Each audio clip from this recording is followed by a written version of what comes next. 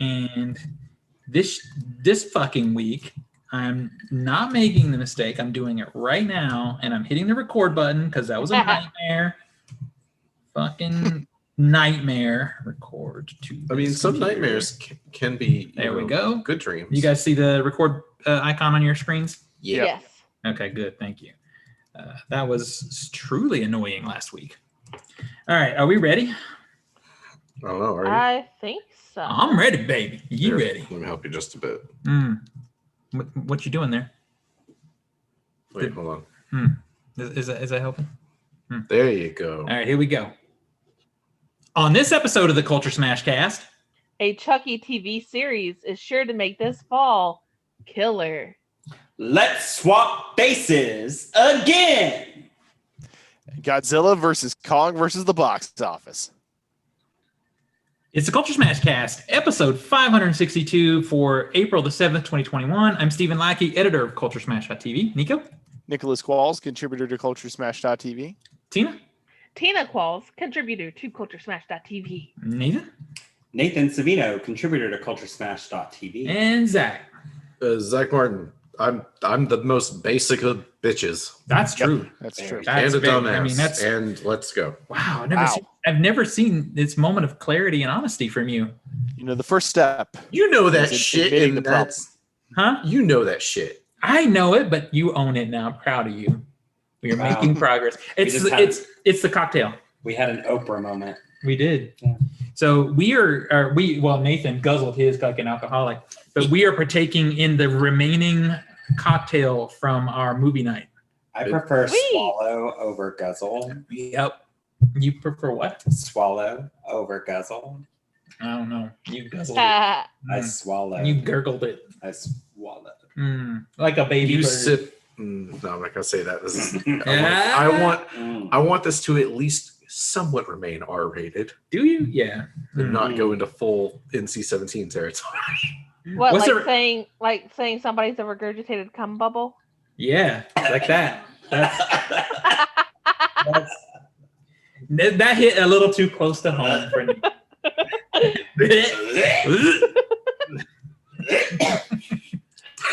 Oh, here we go. Here we go. Just like old times. The gang is almost all back together in one spot. We are all vaccinated and drinking cocktails now. Well, Nico still has to get his second shot. Almost there. Almost But- there.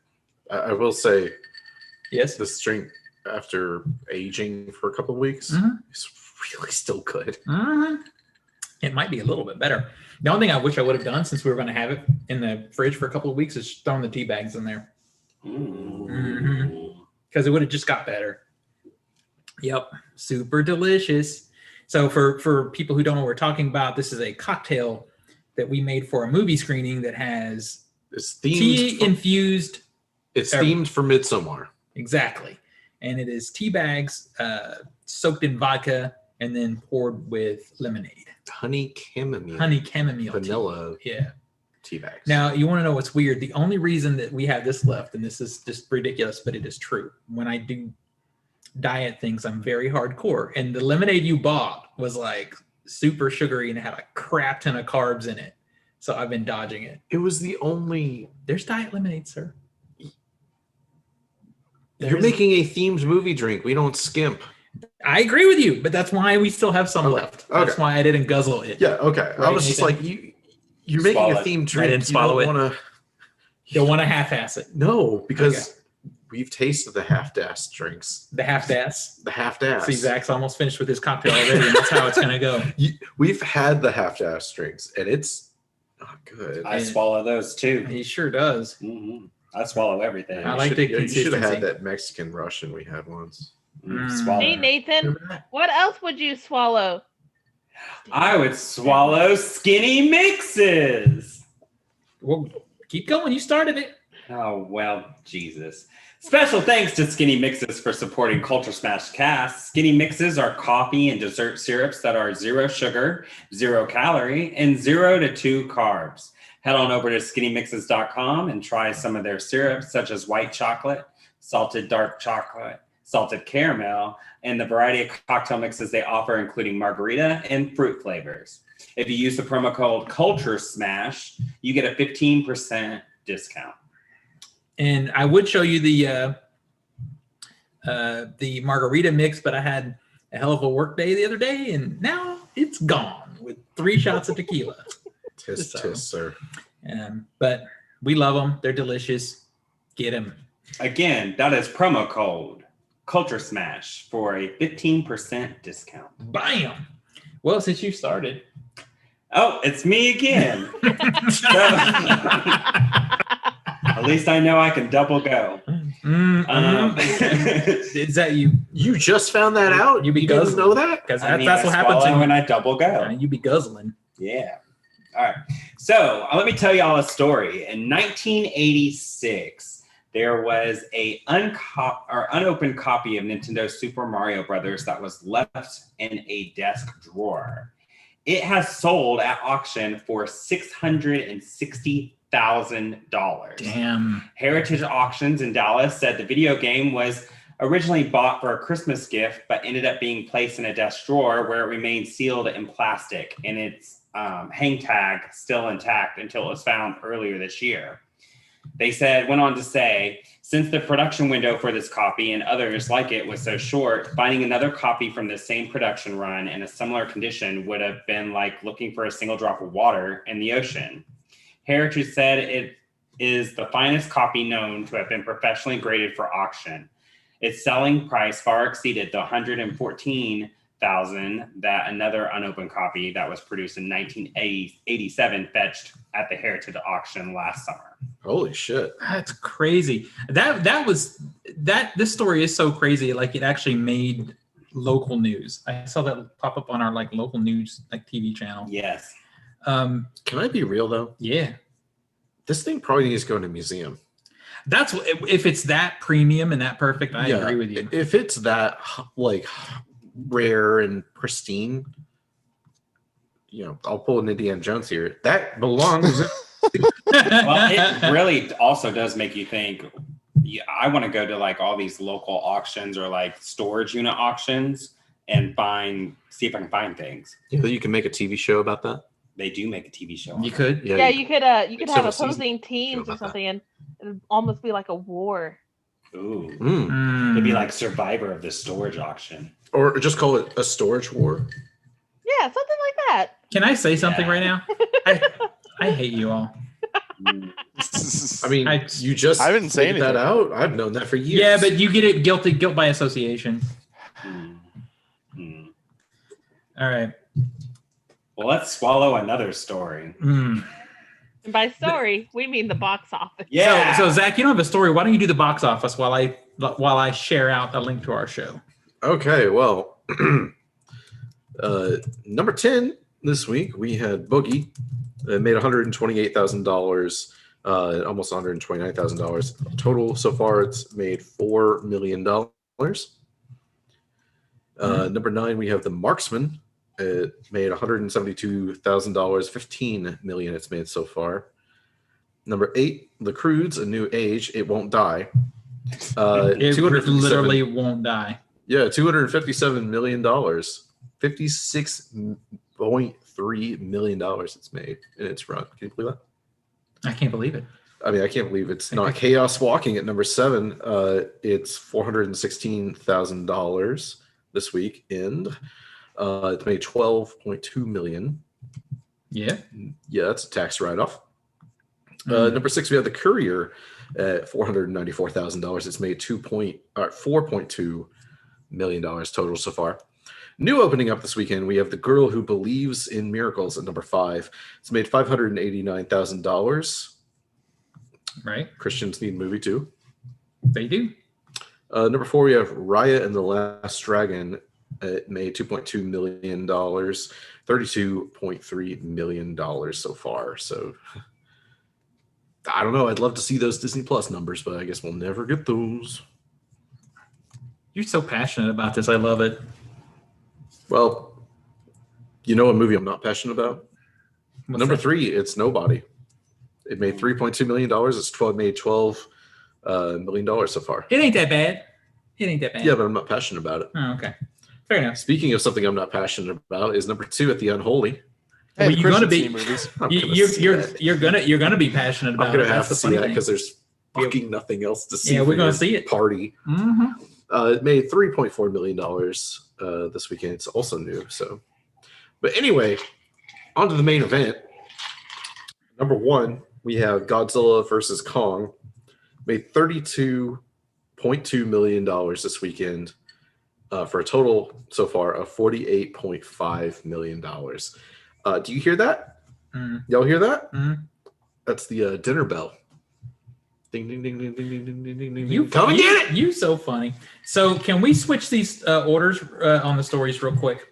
Since Godzilla is number one, we probably should have done this anyway, because Nico has a related story that Sure. we could just kind of. We don't really need to dig into Godzilla. We kind of talked about it last week because you guys watched it and It's terrible. didn't like it, right? Don't go see Yeah. it. Yeah. Yeah. And I would think that you'd be pretty apologetic for a kaiju movie, right? Like a big monster movie. Well, 'Cause you like that stuff, right, Nico? Oh yeah, Yeah. we fucking love that stuff. Yeah, that's what I was gonna say. It's kind of your jam. So if anybody in this group was Like gonna like how- it, it'd be you two. We went Well, let me- back and watched the what was it, the 2014 Godzilla movie, and that one holds Sorry. up. I still don't like well, that. let one. me ask you: if you would have Comparatively- saw it in theaters, Well, okay, fair enough. do you think it would have been better? Theaters can't fix plot. So Okay, so story. but- I don't know if I 100% agree with that because if the big battles and stuff are fun and it's fun to look at, I would probably still That's be. possible. I just didn't think the big battles were that good. So but you're do you saying, think the big battles would have looked better? hang on. So you're saying I think they would have theater looked worse. cannot than fix big- plot. That's I terrible. raise you Avatar. I've never Don't seen it in come theaters. against Avatar. I've never Avatar- seen it actually. No, what I'm saying is everybody went to the theater and saw it in IMAX 3D and was blown away by it. And then only until it went home, then suddenly everybody went, hey, wait a minute. You are 100% correct. See, Yeah. I can't make that call because I've never seen Avatar. Well, I mean, Wow. I'll It be looks real. boring. It's worth a IMAX Well, 3D I will. experience. I have stood by this for years. And I think even today it remains the most incredible IMAX 3D experience ever. Yep. And nothing has come out since then that compares. So if it comes back out, and it will, because it's That already feels been like it should be reissued. Go ahead. Yeah, I was Be- gonna say that sounds like a perfect go-to for getting people back into IMAXs. Well, and they're gonna do it because they're probably gonna hold that reissue until right before the next one comes out, and we should all go. I will definitely go because It's- I love that movie. it's- Even at home.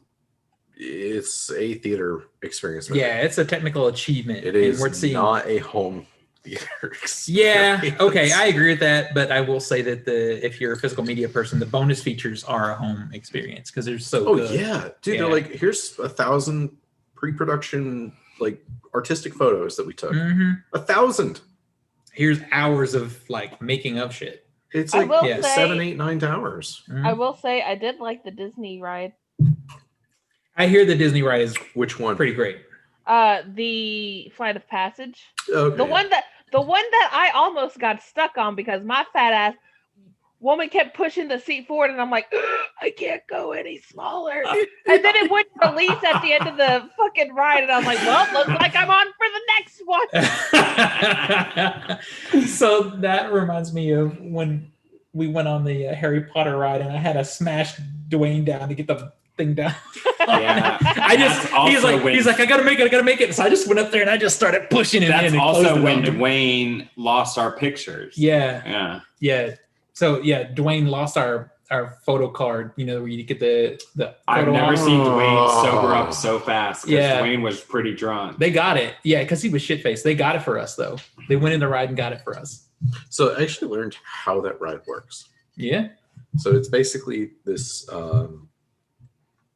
like the not the crane, but the tools they use to make cars, to where they, it's this pneumatic kind of arm like Mhm. that. It's Mhm. basically this pneumatic arm that's attached to the platforms, and then it takes up and goes like this, and can do pinpoint precision movements, like That literally makes sense. within like a penny Dude, distance. that when you're in that thing and they've got those those full like. The full dome, because they can get close and Yeah. get within a certain distance. And they've Perfectly. got wind blowing in there and stuff. You legit feel like you're flying through some And, shit. like, Going through the tunnels. The Dementors and stuff can get within That a certain close to you. distance perfectly every time. And you're like 10 feet off the ground. It's amazing. I love it. Maybe one day I'll be able to experience that. I'm waiting on you. Tell me when you're going. I'll go. You know what else I'll is go in a bit. pinpoint? What else is pinpoint? When Nico gets to tell his stories. Mm, It's not that great. yeah, it was a good try though. Yeah. Yeah. From the Hollywood Reporter, time to get into economics. Yes. According to the Hollywood Reporter, the strength of the theatrical strength of Godzilla vs. Kong has bolstered confidence in a return to theaters, according to B. Riley Securities analyst Eric Wald. This is a good sign for people starting to get ready to go out more as we are getting more vaccinated and people feel more confident, and larger markets are opening their theaters like New York City. Eric Wald, the analyst, switched a rating that he uses to evaluate the theater chain's AMC's shares from neutral, air quote, to buy, air quote, showing a sign of faith that theaters will be hopefully okay after the pandemic. Godzilla vs. Kong is opened with $48.5 million compared to May 2019's Godzilla King of Monsters at $47.8 million. Back in May, again, 2019, pre-COVID pandemic restrictions. If anyone is going to look for more info in this, you'll also see that same analyst can make some conjecture following the recent windowing agreements between several theaters and studios that the exclusive window period is both preferred and necessary for a film to be successful, quote. Quoting that, he even goes so far to say that Warner Brothers made the wrong call with the simultaneous release, which I find this to be a fascinating example to plug that blurb in, because this was a simultaneous release and did so strongly in theaters. So I don't necessarily disagree with the claim. He probably should have waited for another movie to make it, though. Yeah, maybe it's interesting though. That this movie opened in the theater during a pandemic and had equal numbers to the previous movie on a normal year. I think that's the thing that was so like exhilarating for me, because this really does, like, I really felt like I was in the minority during pandemic by being the guy that said theaters could come back, because everybody else was like, oh no, this is just expediting the nail in the coffin. But the reality is, it looks like the opposite to me. I think at least in the short term, it's going to reinvigorate people's want to go to the theater. Now that might level off, and I'm sure it will once we get back to normal. People will start taking the experience for granted again. But as somebody who, number one, loves going to the theater, and number two, owns stock in AMC, I am Zach and I are both like, Yeah.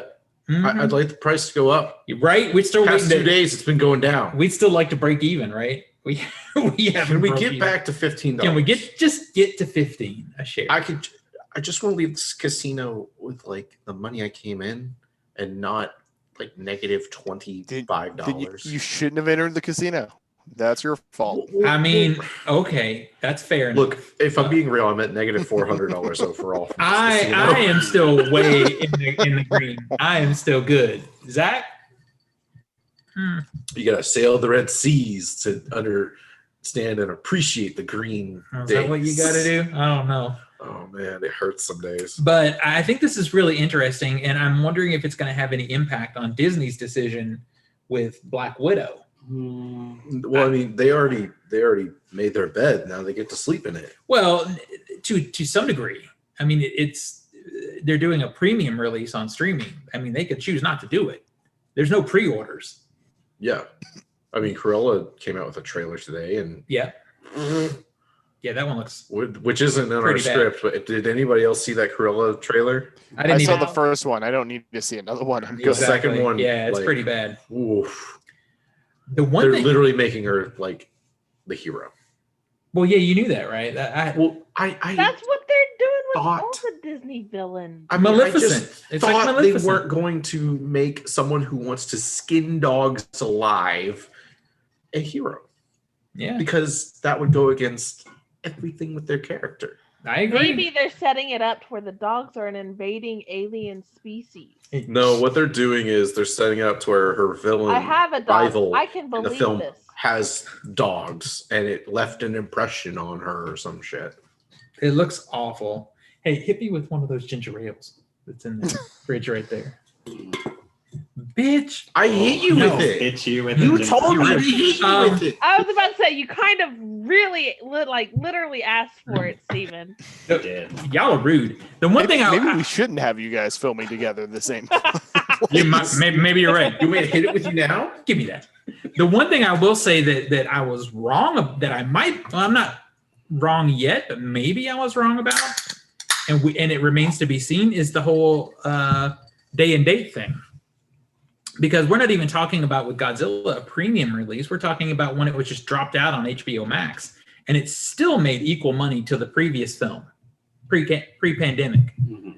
So with Black Widow, this might actually ease some theaters' minds on it, because Black Widow is not even coming out for free. It's coming out with a premium added cost.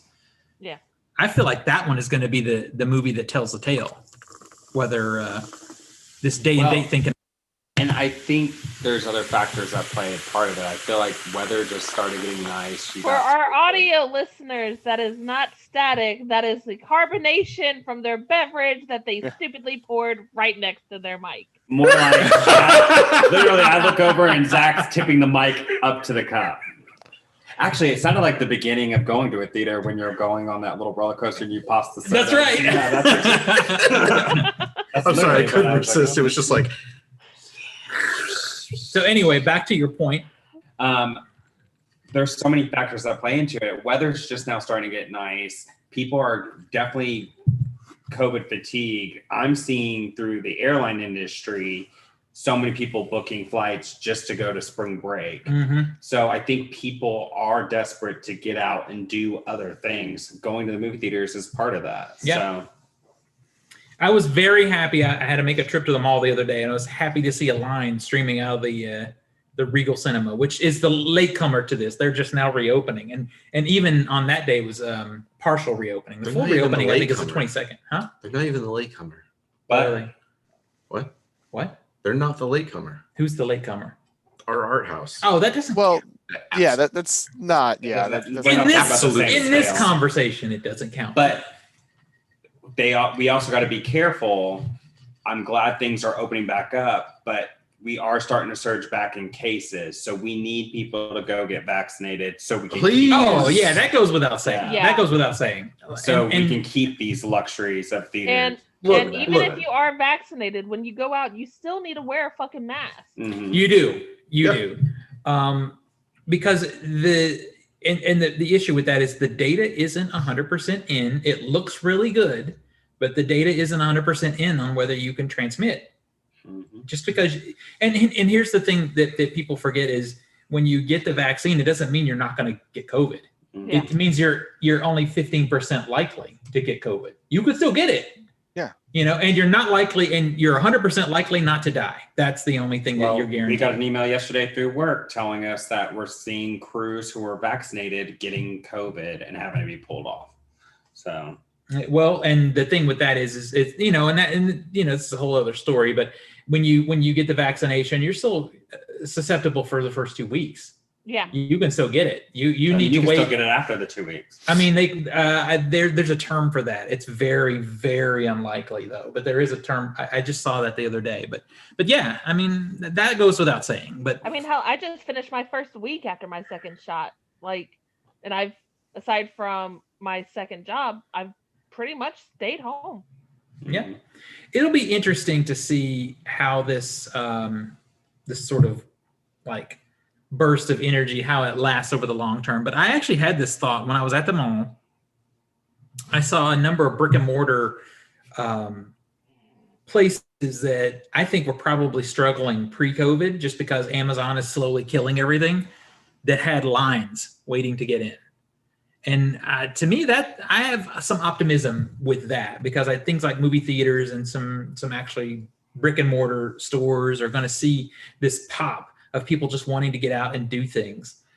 I'm excited because I think it's like May 7th is when the theater, because I'm smart and I got a second job right next to a theater, a Regal theater, and I have Regal Unlimited. That theater opens up May 7th. So I've already told Nico, if I don't come home like immediately after a shift, you know where I'll be. I just, walked over and there was something. Or if you come home with just a tub of popcorn, you didn't even see it. Yeah. Actually, just do that. Don't go see a movie. Just go to the theater. Go get the popcorn. Yeah, bring it. Get 2 things, because I know you'll finish one on the way home. Well, she gets making me sound so fat. He only says it because it's true. It's only I love. love that you don't have to attack people with their truth, Nico. Right? Damn. Why you popcorn? Zach, why did you call Tina fat? Why you be popcorn Because shaming? she can't hit me right now. Don't be popcorn shaming. I just want her to bring me popcorn, and I want there to be popcorn left when she brings it to me. I mean, everybody at this wants point, there to be I feel like you popcorn. could start an OnlyFans of just eating movie theater popcorn. Right? People would be like, But That's how we actually secretly fund the show. Exactly. That's it. To anyone worried about like the microchip implant, it's really cool to have Alexa talk to you Yeah. like all day. You can ask them questions and everything. It's really the cool. best. You can also ask her, it's like, why am I so fucking retarded? And they're just like, oh, well, I can't help you with that. I shouldn't have said that, You probably. probably shouldn't. Yeah. No. No one really uses No. that word anymore. Yeah. No. I said that and I was like, oh. Zach be showing his age with terms like that. 4chan, Yeah. 4chan has Almost taught made me say, horrible okay, things. boomer. Okay, boomer. Right? How does that feel to get that one? Okay. Okay, good. Perfect. Okay, Uh, boomer. Oh no. You know what time I've been it is? told, you gosh darn millennial. It's What time time is to it? slam, and welcome to the jam. Space Jam: A New Legacy has Oh. scored another star. Zendaya will voice Lola Bunny in the upcoming film. This was revealed on Saturday, shortly after the debut of the movie's first official trailer. Zendaya will star opposite LeBron James, Don Cheadle, Chris Davis, Sonequa Martin Green, Jeff Bergman, and Eric Bauza. Kath Soucie voiced Lola Bunny in the 1996 cult classic Space Jam, starring Michael Jordan. The long-awaited sequel will follow James as he's thrust into a digital space known as the Serververse, where he has his son taken away by an evil algorithm known as A1G Rhythm, who is played by Cheadle. There, he'll team up with the Looney Tunes, competing in basketball against the algorithm's Goon Squad to get his son back. Ryan D. Lee directed the film, which was produced by Ryan Coogler. In a 2019 interview with E.T., Martin Green, who plays James' wife, said fans have much to look forward to. Quote, I am really excited for fans to see how it's been modernized because I was really, really touched by that. It'll be something that can be a bridge for the next generation to enjoy. Space Jam: A New Legacy premieres July 16th in theaters and on HBO Max. So it's actually not Ryan D. Lee. It's actually Malcolm D. Lee. Oh, really? Yeah. I read what is in the I had script. IMDb up and you said it. I'm like, hey, wait a minute. Maybe the author of the story messed that up because of Ryan Coogler. Yeah, that's what I'm thinking. Yeah. But I read what is given to me in word. no. It's not That's your what's fault. up. I was just clarifying for anyone. Yeah. Going, hey, wait a minute. Steven has been slacking on scripts today. Bitch, listen. It's It's been true. a day. It's been a day. So, okay, so the trailer came out. Yeah. You It- said you had words. Yeah, I have several words. Number one, why are we casting Lola Bunny right now? The movie comes out in like 3 months. That's the thing that's shocking to me. yeah, you don't have voice Yeah. work done for that character, let alone the animation. Mhm. Oh, I was figuring Okay. I was figuring they were announcing the cast, not that it was. I mean, it sounds like now that they're just sounds going like to she was work. just cast and she's about to go record. the article No. reads like she's freshly cast. That's I- what it sounded like. Yeah, didn't I think that, yeah. well, maybe it is because like Zach's point is the movie's about to come out. How do you just now cast somebody? Yeah. to do it. So yeah, that's why like I was like that surely can't be the case. But I feel like the movie had been in the works for a while. I think they're just doing a slow build up. You think? Yeah. I mean, I guess it's possible if the animation was done. It's just voiceover, right? I mean, yeah, but now you got a lip sync. Yeah. Well, I Perfectly. guess the real question is like, who was it going? So That's my I was thing. talking with Tina about this. I don't like stunt casting for these kind of legacy characters where it's like we have like stock people who do those characters right now. Mhm. And then, but for the big Hollywood movie, let's change out the voice cast. They did it for Scoob too, except for Scooby-Doo. Like, Yeah. they still got Frank Welker to do Scooby-Doo, but everyone else in the cast got completely ripped out, despite the fact that there's still also a new Scooby-Doo cartoon with the current stock voice cast of those characters.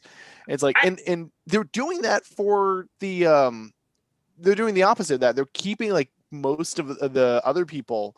A lot of the other Looney Tunes are people who had typically voiced Looney Tunes characters. Mhm. Although it doesn't look like, from my understanding, the guy who's doing like Bugs is the current like tiny a Looney Tune Adventures cartoon shorts Bugs, but still like they've gotten traditional voice actors to do the Looney Tunes, and then they cast Zendaya for Lola when they could have just got whoever is doing Lola otherwise now anyway. Mhm. I agree with you, and we've seen that for, a lot in the last several years. Like, I hate when they do that in the Justice League movies, when they just replace Batman with a name. Well, okay, there's no point to replace Batman with anyone. Yeah. You're talking about the animated movies, right? Yeah, I'm talking about the animated movies. Yeah, if you're not Kevin Conroy, I mean, it's just you're not Batman. Yeah. Although, Yeah. I do want to tangent. Did you see the trailer for Long Halloween Part 1? No, Yeah, I didn't see it yet. They've got Jensen Ackles as Batman in that, and he's actually good. I thought he came off pretty well in it, which is especially weird because he already played Red Hood in Under the Red Hood. I guess I'll look at it. I guess. I mean, but that's also slightly different. He's not a big movie star at this point. His show is over, so he needs work to do. Hey, he's got that Walker Texas Ranger thing happening. No, that's the other one. That's that's right. Yeah, that's the other one. It's just the other supernatural guy, right? Yeah. So, okay. Are we just going to do Ready Player One for this? What do you mean? Yeah. This have you seen the trailer? The movie really feels Ready Player One. Yeah. Did you see the trailer for it? I Steven? didn't. You didn't see the trailer? No. Oh, That was a bad literally, movie. they're at the Yeah. basketball game, and boy, they're getting their money's worth with that Iron Giant model. Oh. And Yeah. their money's worth. Like every Warner Brothers character ever is at this thing. We're talking like Pennywise the Clown's there. The Drew from Clockwork Orange are there. I did Is read there that. a Gundam? No, not that extent. But Zach's right. It is very much like Warner Brothers. It just It's very. LeBron gets sucked into some cyberspace and he has to play a basketball tournament against all of Warner Brothers. I literally just said it's called the Looney Tunes. Serververse. Yes, Oh. yes, exactly. Here's the thing I have with them doing another Space Jam. The one thing that worked with the original Space Jam is Michael Jordan had a really good personality as a player, on and off court. Like, he was very personable, where I feel like with LeBron James, you don't get a sense of real personality outside of basketball. So I don't think it's going to carry a comedic or translate as well as when Michael Jordan was in Space Jam. I was think gonna make it's a joke, but it's too Stop sharing. soon. I think it's very different because if Michael Jordan were Michael Jordan today, regardless of talent, like you would still be Michael Jordan and winning the Bulls championships. I don't know if he would come across the same, just because we have access to our celebrities and our athletes to a level that we didn't have then. And from my understanding, a lot of the Jordan persona is definitely manufactured to a certain extent. So it's also fortunate that the original Space Jam came out at that point where we didn't have that. So he was this paragon of athletic virtue. You know what? I saw the trailer. It looks as dumb as the original Space Jam, which I'm fine with. I'm sure I'll go. Yeah, Game of Thrones is also in it. That I throws me get off a your little bit, but I'm not going to go into this movie expecting it to be good.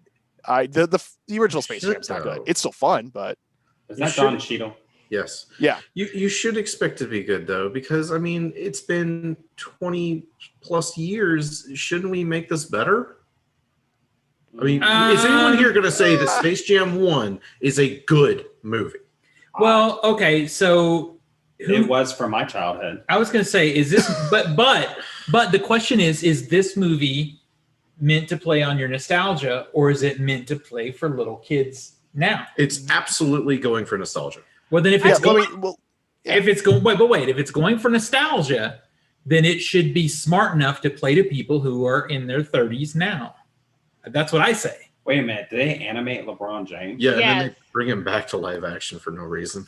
Yeah, they basically animate him while he's in Looney Tunes, and then when it's basketball time, they put him back into real life, and then also CGI up the Looney Tunes.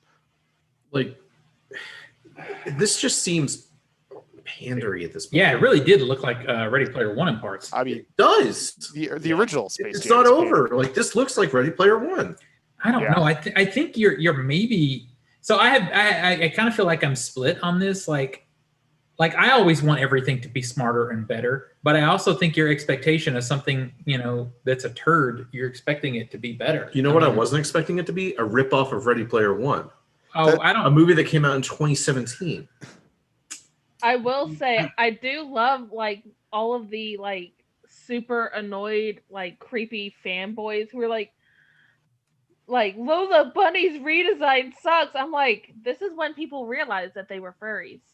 Visually, it does look like Ready Player One, but plot Yeah. wise, it's not. It Lola's Bunny's redesign is kind of showing me where her titties go. Let's be real. Like Wow, you were being Okay. super cringy this week. Yep, I'm done. I'm done with the story. Moving on. Wow, so I mean, first off, you get rid of the super titties. cringe this week. Tina, I You just know- read your chat. This makes me want to rip my face off, Nathan. What? Nathan was recovering from the comment that I typed in the Not chat. He read. was not ready for his segment. No. If you had not read Tina's chat comment, Oh I'm my like, god, that is. oh my god, that is way too soon. I Way too don't soon. Like, usually hang on, no, let pay me rip attention my to face whatever off. Tina says, so that it serves our relationship well. Oh my Okay, god. reasonable. Well, let me get to my story because I choked. I did not swallow. I choked. Thanks to the trio of Zach, Nathan, and Tina. We just crashed the show into a wall. It's pretty great. All right. Anyway, the filmmaker John Woo's 1997 action blockbuster Face Off, which starred John Travolta and Nicolas Cage, has become a cult classic. With the upcoming Face Off 2 being helmed by Adam Wingard, expect the action to be kicked up a notch. But the story will still revolve around the characters Sean and Castor's personal lives, which Wingard confirmed to Deadline. While the purpose of sci-fi is to imagine new technologies without worrying about their basis in fact, the face swap tech from Face Off is often criticized for taking too many liberties with how human bodies work. After all, wearing someone else's face won't change your voice or your body type to mimic theirs. That's not important. In previous interview with Uprock, Adam Wingard had hinted that an attempt will be made this time around to address the mechanics of face swapping in a more convincing manner. He went on to say, there's always a couple ways you can approach these kinds of things.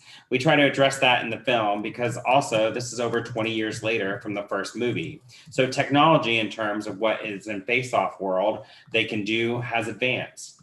And those are the kind of things they're going to work on. So he went on to say, so we try to make sure that when stuff comes up that we're checking those boxes and making sure that's addressed. But at the end of the day, it's like, yeah, that's all I say about that. So number one, Yeah. Adam Wingard is directing this, right? Yeah. Number one, I'm out. And number two, you better say you better watch your fucking language, right? This better not be some PG-13 shit. Oh, you won't know because you're out.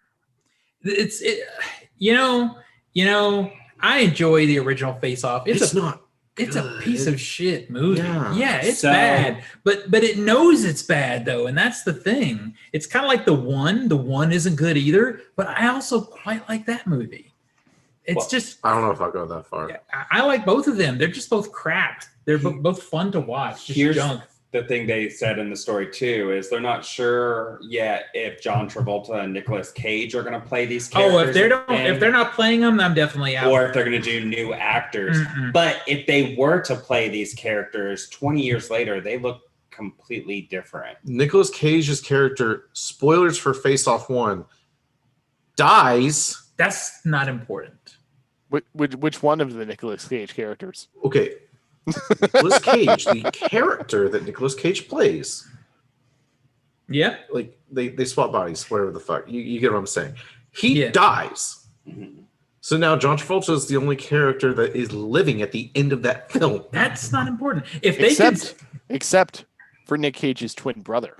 Exactly. Back. Because He already had a brother in the fucking movie. If they can swap faces, and just because they swap dicks, but probably, but just because they swap faces. wait. Okay, idea for 48 Hour. Instead of Face Off, it's called Dick Off. I'm not doing that. I'm not doing that. His dick is the passcode to the bomb. We need to swap dicks. So you know, these cocktails had a lot of vodka in them. I'm just saying, and you can tell. No. Don't blame vodka for this. This is Zach pure and unfiltered. Well, honey, your dick feels different. True. That's true. God. But the point is, if in the original movie, if they can swap faces, and just by swapping faces, their entire bodies and voices change, then it's not a big deal that someone died because he can come back. You know, then you have killed death. If you do this, death is irrelevant anymore. Yeah, anyone could come back. Only him is irrelevant in the Face Off franchise. It is. Oh my God, exactly. The death was, sacrosanct in the Face Off franchise, and now we're just gonna throw it out the window. Now the Face Off can do everything. More potential. The thing that none of that matters. The only thing that was enjoyable about the original Face Off, and the reason you watch it, is the two of them trying to imitate each other. No, you watch it because of shitty acting from John Travolta and shitty acting from Nicolas Cage. And a horrible haircut on Nicolas Cage. And they're shittily trying to act like the other person. Yeah. It's highly entertaining. It's a midnight movie. Yeah. No.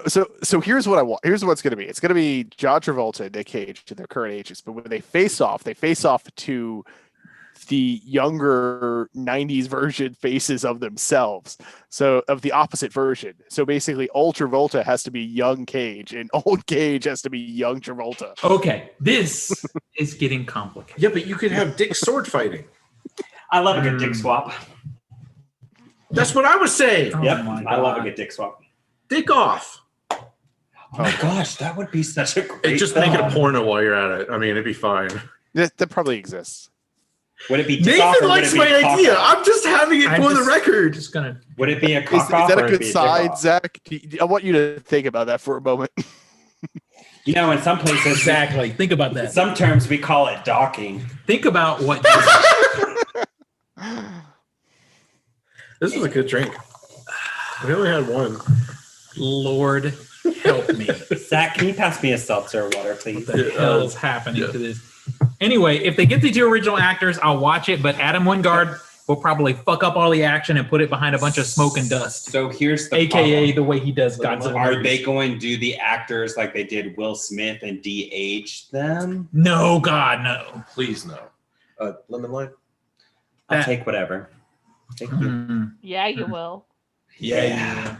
Give it to me. Oh my God. Honey, your dick feels so different. Help me. We're good with that. Well, that kind of almost happens in the movie, right? Yeah. That's my point. It kind of does almost happen. You can have that scene that echoes but doesn't directly rip off. Jesus I'd Christ. be like, honey, I don't remember that mole.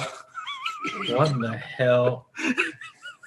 All right. So I guess we, could talk about TV. Please, right? God, let's yes. get into that. Loki trailer. All right, so let's talk about this Loki trailer. What everybody think? You Who wants to go Steve. first? I've been excited for Loki's show, but this one I got a little bit more meat. So I'm intrigued now, as opposed to just being interested because let's face it, I am a Loki fangirl. So this one actually has me a little bit intrigued. I still haven't warmed up to Owen Wilson. I'm just expecting him to just go, wow. Wow. Wow. Wow. But Wow. after watching the new one, I went back and rewatched the old one, and like my mind was blown because I finally pieced together when he's jumping out of the airplane, because it goes into time travel. When he's jumping out of the airplane, he has an old-fashioned style, and he winks and bag of money. I'm like, holy shit, are they making Loki DB Cooper?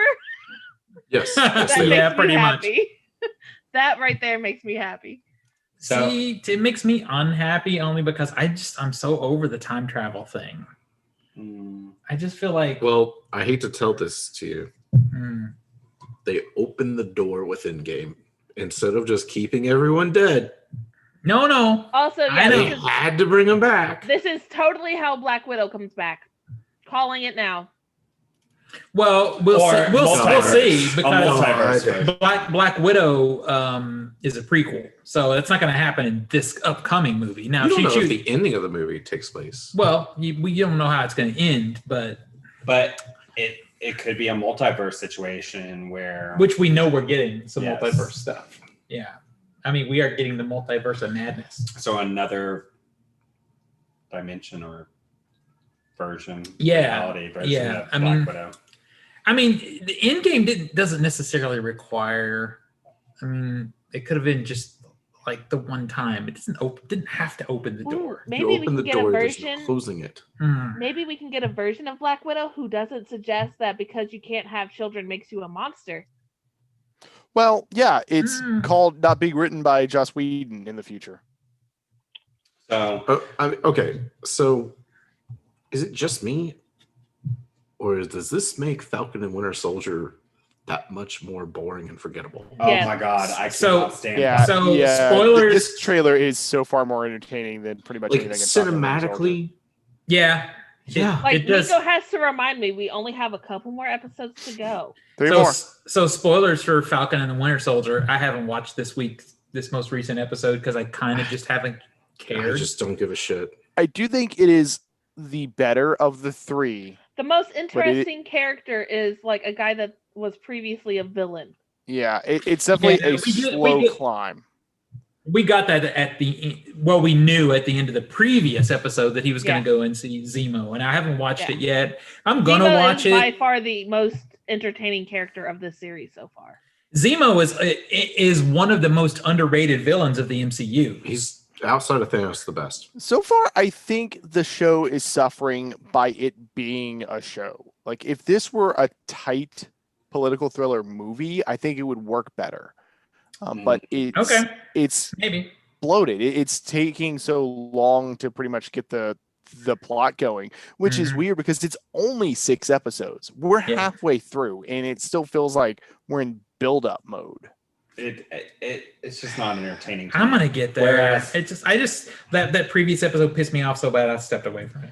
I am definitely more entertained by the trailer of Loki than I am the entire episodes I've seen of Falcon Winter Soldier. At least with WandaVision, it left you wanting more questions. Well, there was a mystery element. And it was a full told story in the end. Yeah. Whereas this, it's like we're getting bits and pieces, and I was invested in these characters, but not so much that I'm interested in watching more. Yeah, I just Yeah. feel Yeah. like so many things are just probably going to be left untied to my satisfaction. Like, it feels like they added too many elements into it at the beginning. It's like if they had, like, because it's like we're following the super soldier serum now, with the flag stompers or whatever, but then we have like Bucky's list of people and that old man, and then we have Sam's sister's problems, but those were only in the first 2 episodes or first episode really, and it just like it narrowed down. It's like, why bring those up if like we're not going to talk about them again? They were simply plot devices to give you a characterization. And I don't That's like it. that much fluff. I got enough of my I'm own. really annoyed that we only got as little of Isaiah Bradley as we did, because like that tease that we got is like, this is Yeah. big. And it's like, I feel there needs to be more of that character. So You can't just introduce like the first Black Captain America and only give him like 10 minutes of screen time. Yeah. Well, and really have him there with no purpose. Yeah. I mean, he served no purpose. He did nothing except to set up his grandson for a what is it, a Young Avengers movie or something.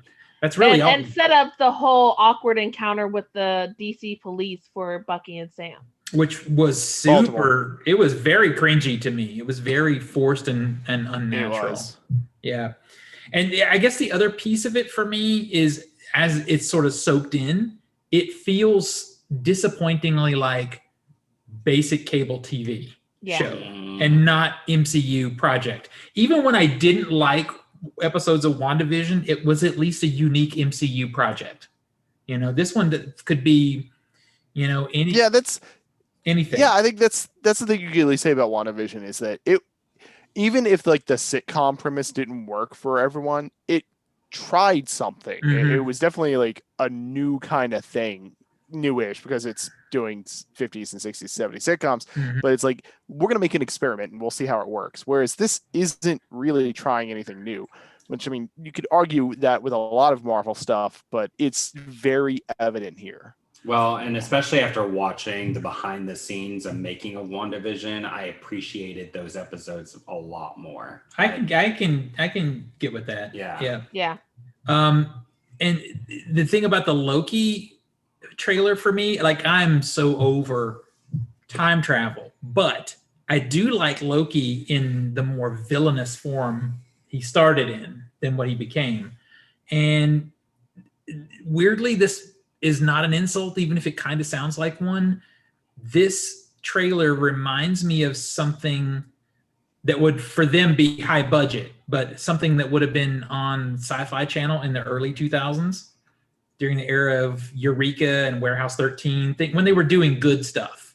The concept definitely is the temporal thing. And I mean, I think that's, it feels so reminiscent, honestly, also to Umbrella Academy kind of has this. That's what Phi was doing, this temporal policing work. So, I mean, that's not a new concept, but it is nice to see a situation where Tom Hiddleston can kind of just like stretch around and be Loki more often. I think that's what everyone wants, is just more Loki, which is. Well, and I'm glad we already have a backstory, like the character of Loki is so developed already that we can just move forward and see where. That's a good point. I mean, the only character development we're going to have is with the side characters that are around him. So apparently, fun fact about Loki, apparently Tom Hiddleston fell in love with the hotel that they used for the elevators. And he was like, man, can we just like film it all here? Can we just have all this cast just stay in the hotel? Which is so anyone who's unfamiliar, like the elevator scene in the Loki trailer or anything is actually, it's the Marriott Marquis Hotel in downtown Atlanta. Mm-hmm. If you go to Dragon Con, it's one of the main hotels. I was going to say, we are very familiar with that. Used it in Hunger Game. It's used everything that's used in a good amount of films, really. If you shoot in Atlanta, you're using the hotel at some point. And I believe I recognize the streets outside of that hotel in Falcon and Winter Soldier too. Yep. Oh, you think? But yeah, that scene where the night scene where they're walking outside, walking down the street on an incline. Going to visit Zemo. Yeah, they're walking downhill. That's down like those blocks that go down alongside those hotels. Absolutely.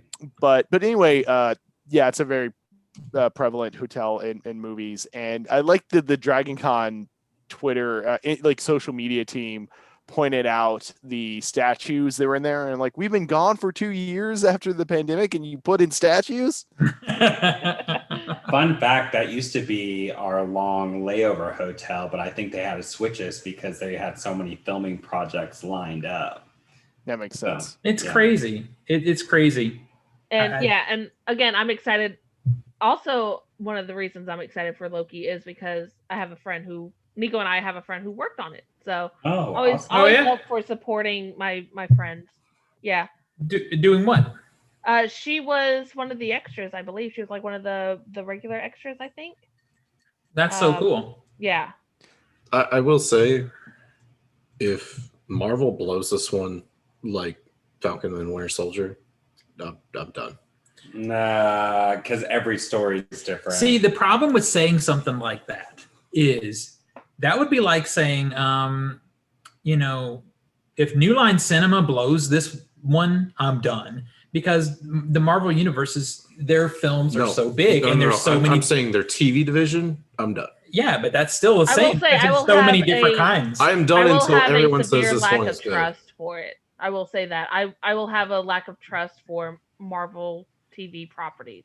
Okay, well, that's to a degree fair enough, because it's like how I feel about Blumhouse. Like, Yeah. I'm not going to say I'm not going to ever watch a Blumhouse thing, but I am going to go into it with a certain trepidation because most of their stuff is not good. Shit. Yeah. Well, and I definitely think if Loki does well, I think Loki also might set up some other storyline stuff going forward for the. You might be right, but I hope not. I hope not, because I want them to get away from the time travel. We're done with that.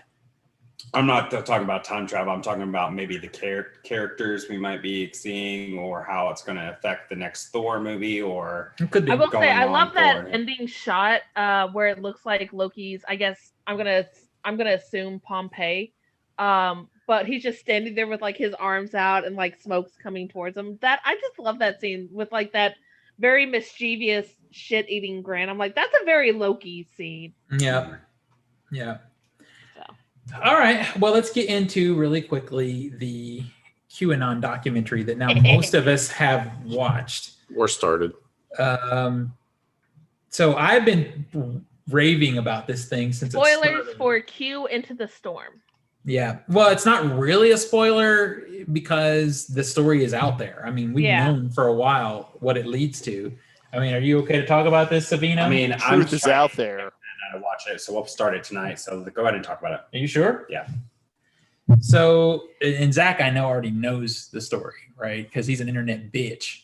Yeah, I mean, the one thing I really like about the show is that At least he said yeah. they really do treat the knowledge regarding 4chan and 8chan and 2chan.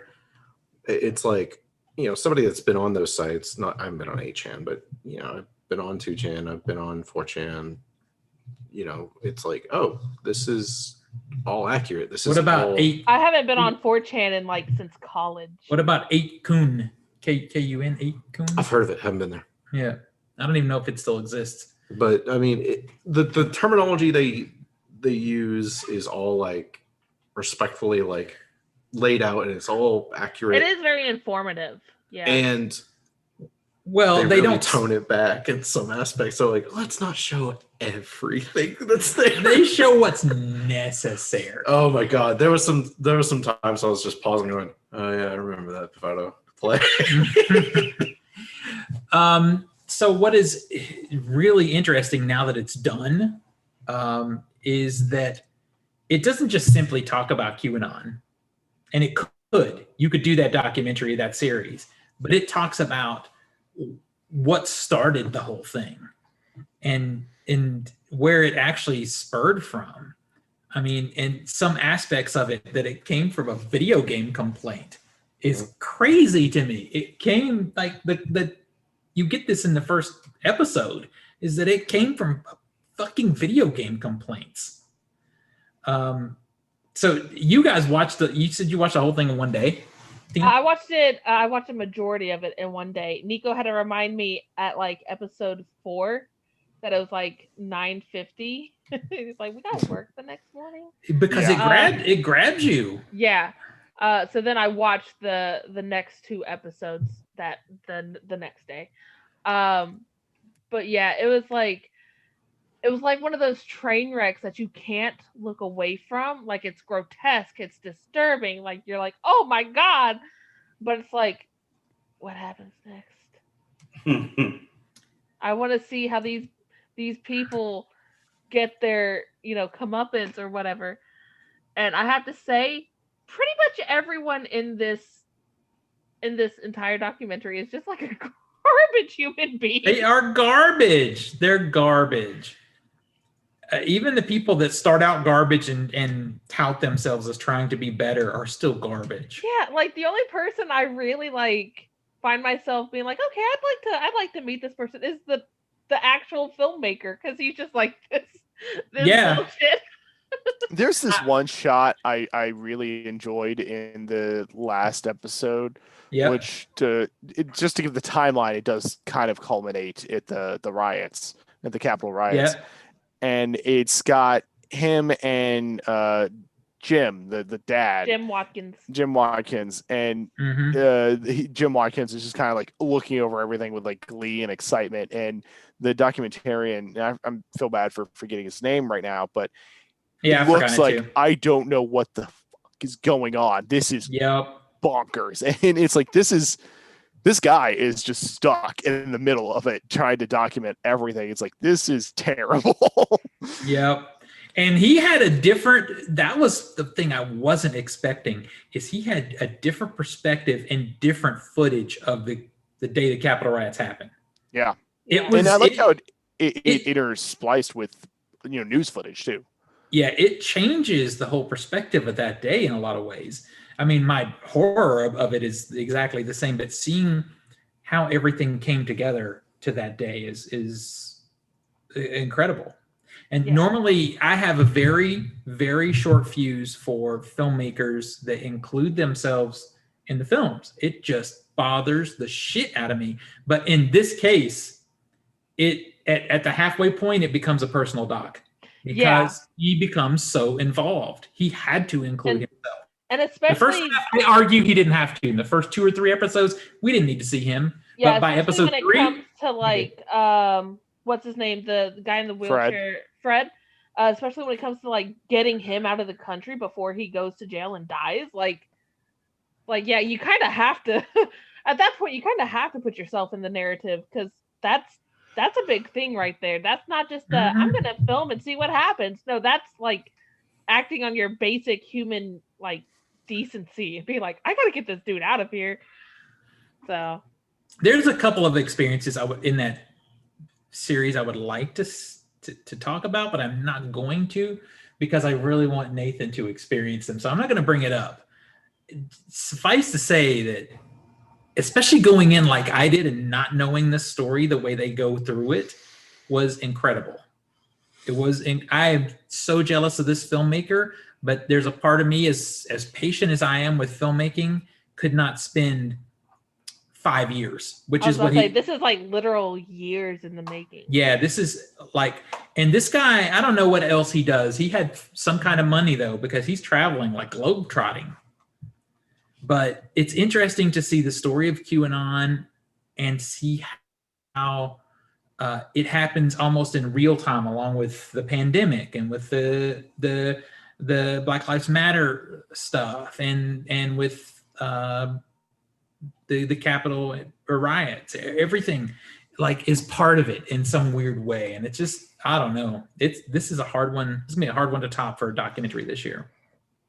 Another weird thing about, I don't know, weird's the right word. Interesting thing about it is that it doesn't go into political team sides. There's never really any liberalism versus conservatism or anything like that. It's really going into the birth of Q as conspiracy theories in the new modern internet culture, and just how that operates. So you never really even get the sense of like the filmmakers' political views. And I mean, you only really kind of get an idea of the subjects just because of what Q is closely aligned to with Trump. Like, but it doesn't really go into a red versus blue kind of thing, which is I thought was kind of not what I expected out of it. Yeah, and with this kind of story, I think that is hard to avoid. He must have actually put a lot of thought in trying to avoid that. But the thing that works on a story like this too, from a filmmaking perspective, is in his inner monologue. You know, in the voiceover that you hear, you get his opinions on things. But during the actual filming, when he's with people and when he's doing the interviews and stuff like that, he's not sitting there looking at them like you're fucking crazy. He just talks to them. Yeah, he has to keep those opinions close to his chest if he has those opinions, because it's like. But a lot of modern filmmakers don't do that. Yeah. A lot of them watch Michael Moore and think that's how you make documentary. But it's the way he did this was the way you do it. Yeah. Like it's well done. I will I'm gonna say watch whatever else. The one thing that really creeped me out was, so Jim, we've gone over Jim Watkins a little bit as the father figure, and then his son Ron Watkins. They're the two who, you know, they now own 8kun and mostly behind the Q Research Board. I turned to Nico, like, I think we were driving home yesterday or something from something, and I turned to him, I'm like, the thing that freaks me out about it is we know people that act and talk and just are basically Ron and Jim Watkins, and those are people I don't associate with anymore because they're just ugh. Yeah, I think it's like, imagine if the people we knew had that kind of power, it would be awful. Oh, I'm just sitting here. I'm like, that's you gotta watch terrifying. HBO, Yeah. right? Huh? Yeah, Max. HBO. Yeah, dude. If you start it tonight, I'm gonna hear from you in the morning. Yeah, you're gonna watch the whole thing. Yeah, and what you're saying is defined in one scene that's not really a spoiler, but it's when one of the guys who runs the website or whatever, when his neighbor discovers that's what he does. Yeah. He's like, what? You know, it's a even though he's like a crazy ass himself, but it's interesting, you know, how you don't know. But yeah, I've known some creepy ass people that are like those two too, and yeah. I don't know. I don't want to get into it too much more because I really want Nathan to see it, and I think even though Zach knows the outcome, you should see it because I've known the outcome since November of.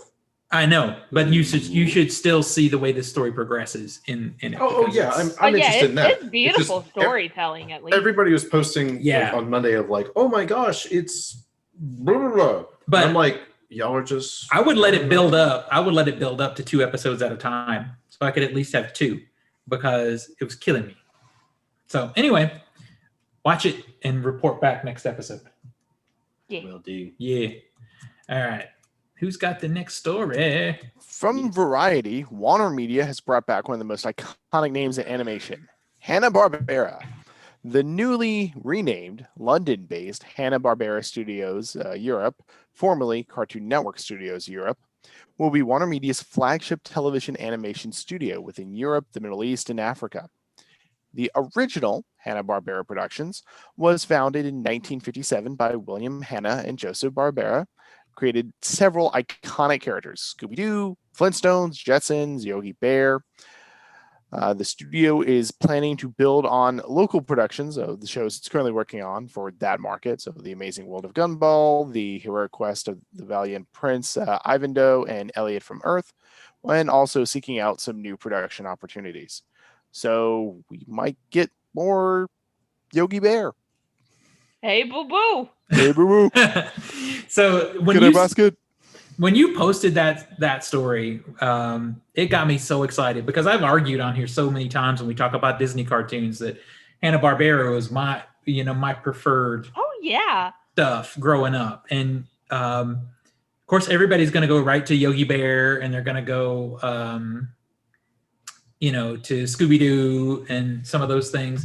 Flintstones and Jetsons for me. Flintstones and Jetsons, all that stuff is good, and I watched all of that stuff. But I really, it's probably impossible, like the impossible dream, but I would really love to see some of the fantasy and sci-fi things get brought back, like Thundar the Barbarian, Captain Caveman, some of those things, because that is the stuff. There was one called Black Star that no one talks about. I love that one. I vaguely remember of Black Star, but yeah, like Thundar the Barbarian, that kind of stuff would be really cool to see. I remember Two Stupid Dogs. The one Yeah. with what was it, like a wiener dog and like the big shaggy dog. Mhm. I flipping Yeah, a lot of their, like, loved later that one. Yeah, a lot of their like later like 90s animation stuff that was on Cartoon Network before it essentially got consumed into Cartoon Yeah. Network. Like a lot of Yeah. people honestly don't really realize if they've watched Cartoon Network at all within their lifespan, they know of Hanna-Barbera Studios. Like Dexter's Laboratory, Mhm. of course Flintstones we've already talked about, like Yeah. the Care Bears.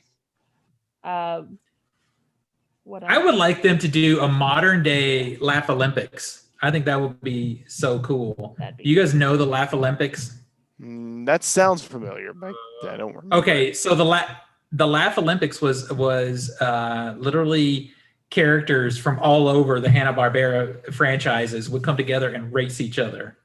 And one of them was Speed Buggy. If you remember Speed Buggy, it was a talking Jeep, basically a Doom buggy.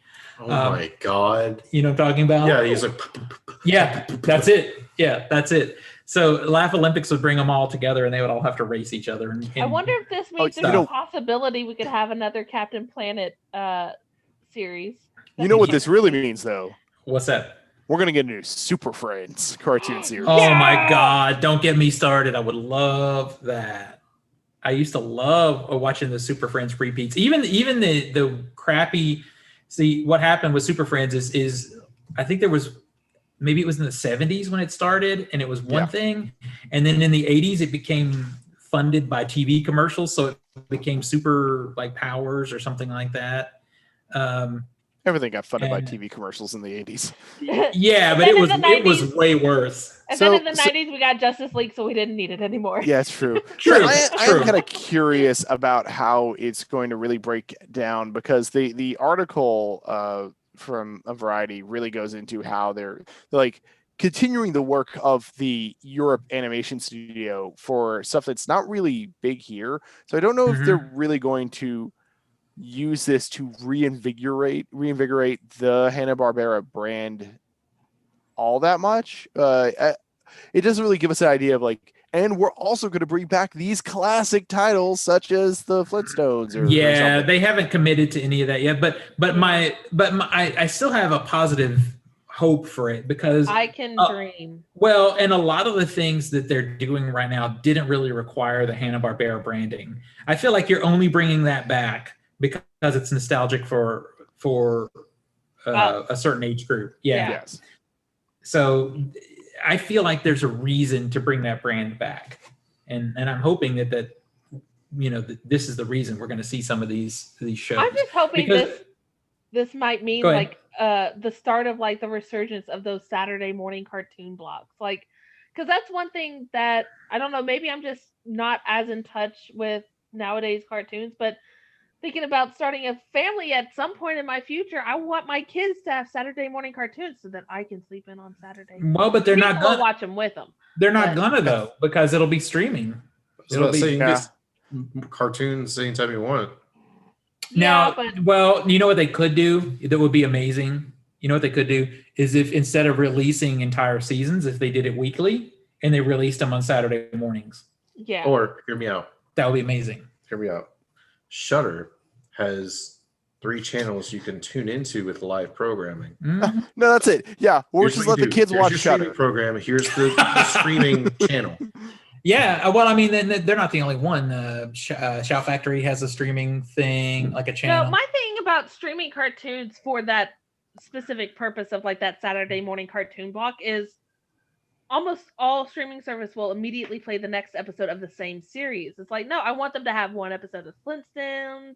I want to have one episode of Jetsons. Let's throw some Care Bears in there. Let's throw some fucking like Scooby-Doo. Let's do Rocky and Bullwinkle.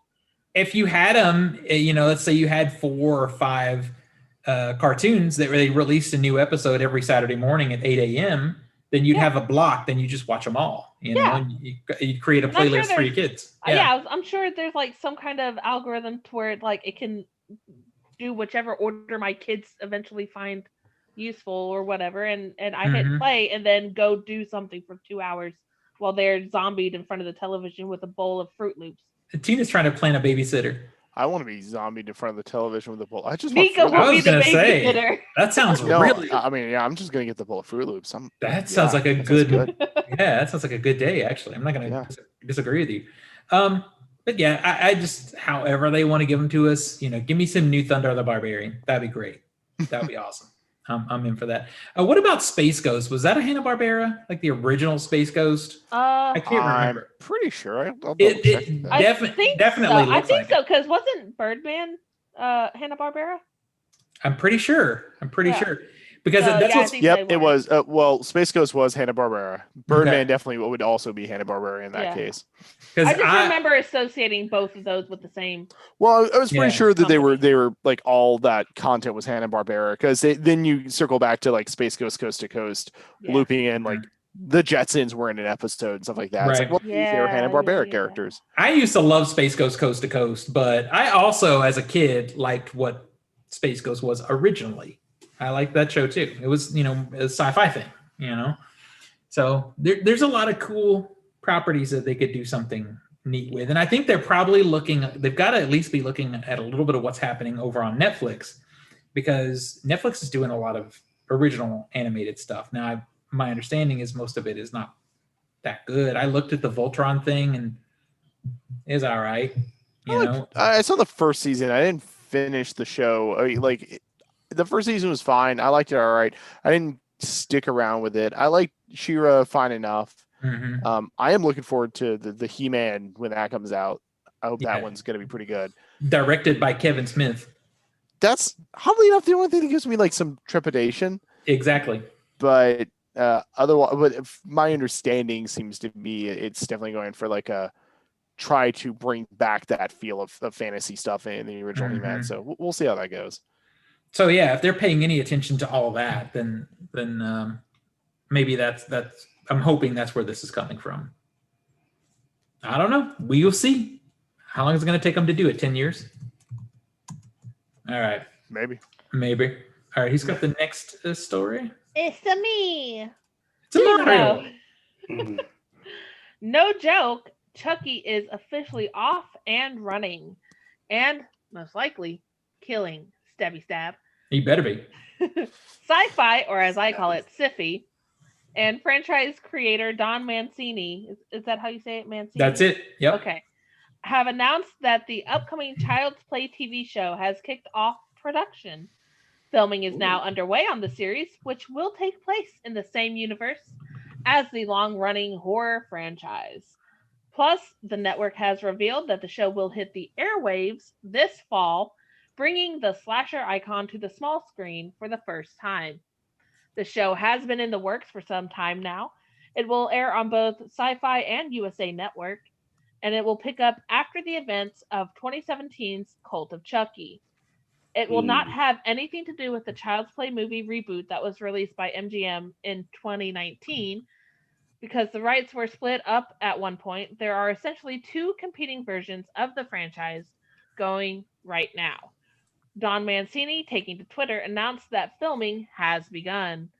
Aside from Brad Dourif, who returns to once again voice the killer doll, the cast includes Zachary Arthur from Transparent, Theo Briones from Ratched, Olivia Allen Lind from Daybreak, Bjorgvin Arnarnson, I've probably butchered that, from The Seventh Day, and Devon Sawa, who was the main guy from Final Destination. Additionally, Jennifer Tilly will return as Tiffany Valentine, which is by far one of my favorite characters from the series. She's one of the best characters in the series, 100%. Plus, Fiona Dourif will reprise her role as Nika Pierce, who was the center of the two most recent entries of the franchise, Curse of Chucky and Cult of Chucky. Chucky takes place... Go ahead. Okay. Chucky takes place in a small, seemingly idyllic American town that is thrown into utter chaos when a doll shows up at a local yard sale. Once people start turning up murdered, the town's dirty secrets and hypocrisies come to light. It has also been promised that the show will dive into the title character's untold origin story. Now we got a small glimpse of Charles Lee Ray's life as a human killer before his soul was transferred into the iconic doll at the beginning of the original Child's Play. But for the most part, his origin story hasn't been explored in the movies. The series will finally pull back the curtain. The franchise kicked off in 1988 with Child's Play, which was written by Don Mancini. A series of sequels followed, and to date, counting the 2019 reboot, a total of 8 movies have been produced, earning more than $217 million at the global box office. Is that all? I was gonna say that's a pretty low number by modern. Well, keep in standards. mind, is. both Yeah. Curse of Chucky and Cult of Chucky were released direct to video. Yeah. Yeah. Don Mancini is producing alongside David Kirshner, Harley Payton, Nick Antosca, and Alex Hedlund. Mancini is additionally directing the first episode. As of yet, Chucky does not have a firm premiere date set. I want a Chucky versus Chucky. Oh, I want that. I want that. Because like the whole idea, the whole thought, I was like, yeah, the rights got split, so there's 2 universes. Like, yes, and they should meet and fight. Let them fight. I think that would be an incredible scene. You'd have some random dude just getting a snack out of his fridge and turning around and watching the 2 like little Chuckies fighting each other. I would watch that. I mean, man. I I would enjoy Chucky Pennywise collab. The Chucky Pennywise. I really enjoyed that 2019 Child's Play one. It's so good. Good one, yeah. I was actually very pleased with it. I will say, again, favorite part of this entire thing is more Jennifer Tilly. Like, I'm always in for that. Did Jennifer Tilly, because in Cult of Chucky, she's not just this character. She also plays Jennifer Tilly. Yeah. And Yeah. she's in That's it. Like, the best part. I was trying to remember if she lived or not in the movie. I think so. So I was wondering, does Jennifer Tilly get to return as Jennifer Tilly? I don't. My only big concern is I don't know, since it's a TV series, if it's going to be bloody enough. How much gas does this series have? But It just keeps going. if it's a TV series, if I recall, when they did the same, like Sci-Fi and USA, they released the Purge series, and I feel like there was some gore in it. Was there? I didn't never see it. Yeah, the Purge. I mean, I think Walking Dead helped the gore factor of TV step it up a bit. So. Well, but the difference is, and this is like stupid, American TV shit, is if you look at most of the gore, none of it's happening on like living humans. The majority of the gore is on zombies, but still, even some of the death scenes. There are some. Yeah, there are some where you get to see people get torn apart by zombies, and that's pretty good. I mean, and what your comment about the box office is, yeah, it seems like a low number, but this is one of those franchises I think that's proven its worth after its theatrical run. Mhm. Like these movies played forever on premium cable and because it got such a There's good only like following. 5 films that made it a theater. The rest were VOD. I really love. Did you say there were 9 total? There were 8 total, which 8 total. includes the Yeah. 2019 reboot. So there was Child's Play 1, 6. Child's Play 2, Child's Play 3. She said 2 of them were direct to video, so the other Yeah, 6 so have been in 6. theater. Okay, so there's Bride, Seed. I don't know all the names. What's the point? I mean, how many fucking people saw these? Well, but that's what I'm saying is they have a limited. I mean, you got to remember, there's a lot of times horror movies come out and they make $12 million. This is like saying we're going to make a Hellraiser TV show. Yeah, Yeah, they I'd could do watch that. And it's going I'd to be watch about Pinhead's origins. It's like, we already got that shit. Could we Yeah. get a Leprechaun versus Chucky? I'd Yes. watch that. Okay, I'd okay. I'd watch that. I'd watch that. I'm down. I'd look In at a that. heartbeat. It'd be the same size. Like they do Especially- Freddy Warwick versus Davis. Yes, Jesus. Zach. Especially if That's we the get to see the joke. leprechaun get high again. Can we get Warwick Davis? We have to have Warwick Davis. There is no leprechaun unless he plays the character. I'm sorry. Can we in get the the hood. leprechaun high again? Because I love that part. Can they go back to the hood? I'd watch that. But anyway, I don't know. I'll probably look at this series. But like you said, especially because Jennifer Tilly's in it. I mean, Yeah. that would help. Jennifer Tilly, I love her voice. I love her face. Mhm. She's just everything for me. I love her so much. I agree with you. And for those worried about like, oh, the violence is not going to be hard enough or whatnot. I mean, not AMC, but well, AMC and USA has proved it's like we're going to make the show like with Mr. Robot. We're going to make the show, and we might have to censor it, but it'll be uncut. Dude, that would be fine with me. Yeah, if you it's had like- to, if it was so gory, you had to censor it for regular TV or something. What a great advertisement to pick it up on physical. Yeah, or to pay for the premium streaming service, which AMC has, and I'm sure Sci-Fi has something too. Yeah, I can already AMC tell you has it. we're going to be talking about this when it comes out. Like, Oh, for Go sure, on. for sure.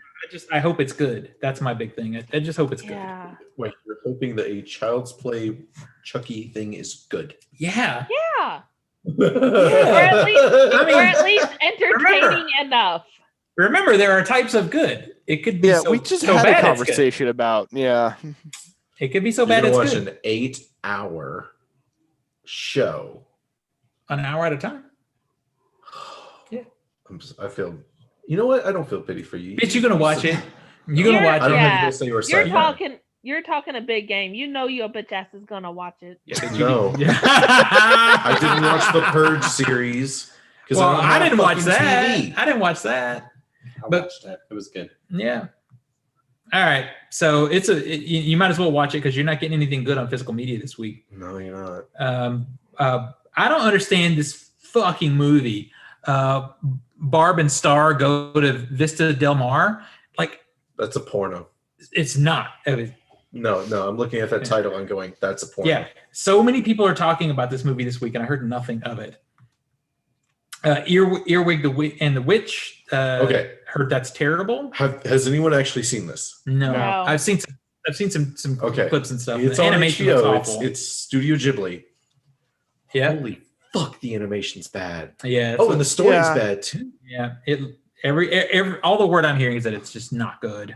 it's one. It's not done by the right Miyazaki. It's It's Goro, done by his son. Goro, and it fucking Yeah. shows. Yeah, and two, Whoever- it I mean- is CGI. It was. How about this? If you go into it, if you go, we're gonna give it a shot like me. Yeah, Know that this was meant for TV. doesn't matter. I've seen some really good animated things on TV. No. I'm saying they went into this going, this is going to be for TV. It could still has no excuse to not be good though. Okay, it could well, still be good. you know what? No one thought it'd be a good idea to add any motion blur to any of the animation, I know. so it looks like ass. Yep. So also you can get Skyfire, which also looks like ass on Blu-ray, and then the Tremors 4K Special Edition from Arrow Video got reissued. So everybody who's bought it for $300 on eBay got screwed. What do we have for the funny books? This week's book of the week is The Silver Coin from Image Comics. The Silver Coin is a new mini-series. It's a new anthology horror mini-series, pretty much led by artist Michael Walsh, featuring a lot of prominent writers putting in stories, with the first issue being Chip Zdarsky, who, if you're not familiar with him, is doing a phenomenal run on Daredevil over at Marvel right now.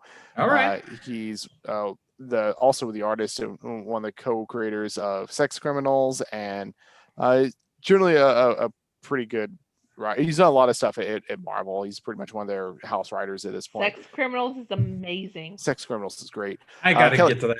Kelly Thompson is also going to do one of the later ones at Brisson, Jeff Lemire. So yeah, it's basically going to be an anthology series with a lot of hot current talent in comics. So that's a pretty good reason to check it out. This first one is basically a story starting in 1978 with a falling rock band whose luck mysteriously changes after finding a mysterious silver coin. And all of these anthologies, all these horror stories are supposed to be set in their same universe. This is so cool because this is like old school, like ECW kind of like horror comics. Yep. And one shots, which is really great. And at least based off the cover art that you sent, it looks really cool. Like the artwork looks really good. I'm gonna get this. I'm gonna have I'm looking to forward try to to that. pull this from Comixology, I guess, and check it out. Yeah, it'll be there. I grabbed some, Zach's using the iPad, so I can't show you, but I grabbed some old school Avengers collections off of Marvel. Yeah, they had a sale recently, I think. Yeah, so I'm playing catch up on some things I haven't read. So digging back into the Marvel app hardcore. Are you still doing the unlimited thing? I'm so behind on my regular comics. I need to get into the Marvel Unlimited app because I am behind enough that new stuff that is air quote new on Marvel Unlimited is still new to me. So that would help.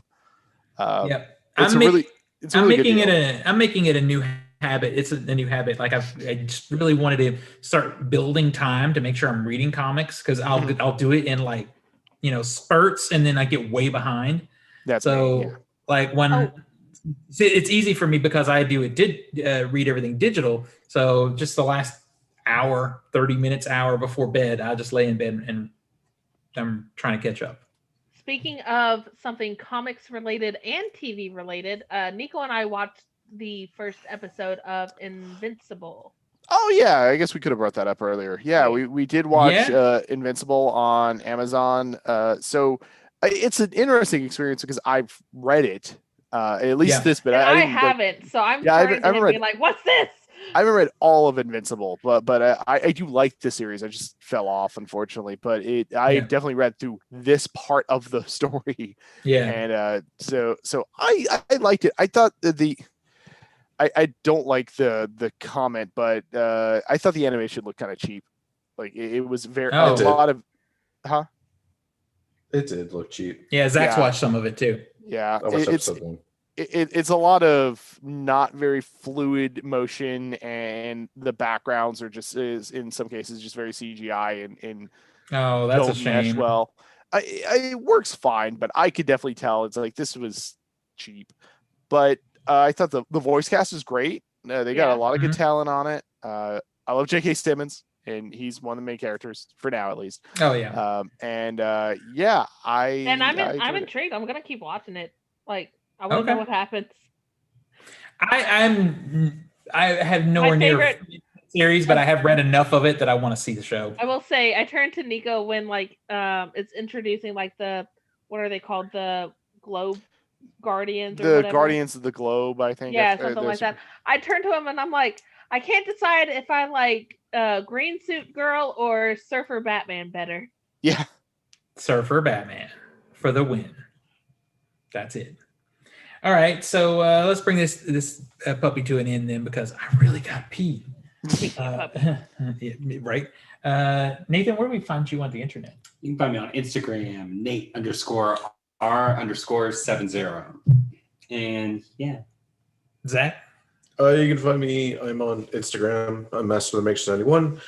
You can also find me on Steam as well as Discord as a dangerous mute lunatic. And Tina? You can find me on Instagram, Discord, and Steam under CheddarPopper, CheddarPoppr. And as always, look for the adorable puppy on Instagram at the.shadow.pupper. Nico? You can find me on Twitter and Instagram under Nico Scream, NIKOSCREAM. All right, find me at All Things Culture Smash, mostly on Facebook. I know that's old, the old man thing to do because you are the old man. I'm the old man. And Off the Shelf Movie Night on YouTube. Just got some Shout Factory pickups from their sale. And as of yesterday, you can look up the podcast Film Push, which is a podcast all about trying to sell and market your movie. So that is out there too. Until next week, I guess we'll see you on the next one. Bye, everybody. Bye, everybody. Bye.